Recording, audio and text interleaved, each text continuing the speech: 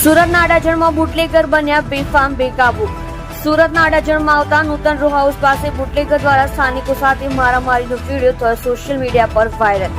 સ્થાનિકો દ્વારા વિરોધ કરતા બની ઘટના। વિકાસ રોહિત પોપટ નામના બુટલેગર દ્વારા હુમલો। યુવાન પર ચાકુ અને લોખંડના પાઇપ વડે હુમલો। અડાજણ પોલીસે સમગ્ર ઘટનામાં મૌન ધારણ કર્યું।